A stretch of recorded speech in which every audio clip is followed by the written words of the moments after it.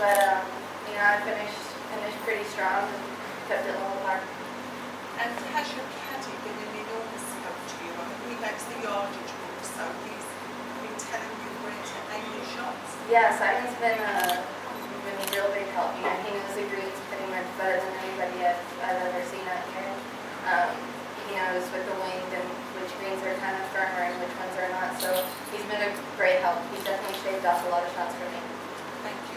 Questions, please. You mentioned the wind made it harder. Did you have a look at the leaderboard? Did you see you're in front of the Australian Open? I mean, I saw a couple of leaderboards, but honestly, I was trying to look at everything but the leaderboard because the wind was switching all the time, and not necessarily switching, just picking up and then coming back down at certain times, and when you hit certain shots or certain putts, and all of a sudden I had to back off a lot of shots today. Jessica, obviously it's aspired to do this, but it's a little bit unreal to be on top of the leaderboard with a chance to win. I'm sorry, can you repeat that? I couldn't hear you. You've obviously aspired to be on top of the leaderboard in a professional tournament, but now you've done it, is it a little bit unreal, or is it a little bit hard to fathom? Why don't you ask me that question tomorrow? Right now it feels good. I played a good round, felt good out there, and I've got one more day left. How tough were the conditions out there? I mean, you're coming at 73 to be sitting on top. It looks like you're probably going to be there or thereabouts, obviously, tomorrow. I mean, there's a score like that. Did you think going into the day, when you looked at the conditions, that would be good enough? Actually, I got here on Saturday, and I got out on the course on Sunday, and I'm pleasantly surprised how low the scores are, actually. It's playing really tough. The greens are firm. You have longer clubs in. It's not easy to stop the ball half the time. And like I said, with the gusty of the wind, it makes even putts hard.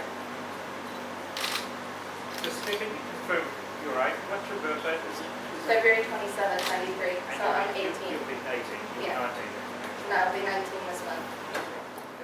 Is it true that you walked the course with Mike Clayton, the course designer? Is he a friend of your family, or you know him? Actually, Yvonne Lendl knows him really well, and Yvonne's very good. I'm very good friends with all 5 of his daughters, and so Yvonne was here over coaching. So my dad called Yvonne asking if we needed a caddy, and he comes out and plays golf with Michael all the time. So when he was like, "Oh, Michael's just gonna give you a caddy," and I was like, "Oh, great." And then I called him on Saturday night. And I was like, "By the way, I flew in a little early. I missed the cut in Gold Coast. Do you think that you could give me a ride to the golf course?" And he's like, yeah, sure. So I come out here with a buggy, and I'm ready to walk it by myself, and he caddied for me 18 holes. So he's also a really good help, but the day that we played, we had more of the wind we had yesterday, which was a little, it makes the golf course look a lot different. So he was also a really good help. It was a lot of fun. I know your first year on the LPGA Tour is a learning curve, but how would you describe your first year last year? A learning curve. I was finishing up high school last year throughout my whole year, or mid-year. So it was more of a juggling act more than anything. And I wasn't grown up enough. I had to realize a lot of things, and it was tough. It was not an easy conversation to have with myself and then with my team. But I had to grow up a lot last year. So you're done your schooling now, or have you got any? Yes, I'm finished. I finished with school. That was a big accomplishment for me. And right now I've got all the time to concentrate on my golf game.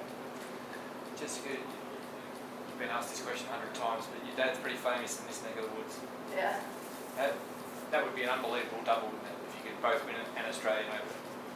It would. I mean, my dad was world number 2, and I told him I want to beat that. But either way, for him it was a great accomplishment. It's still a great accomplishment, and it'd be an awesome thing. Does he speak of Melbourne?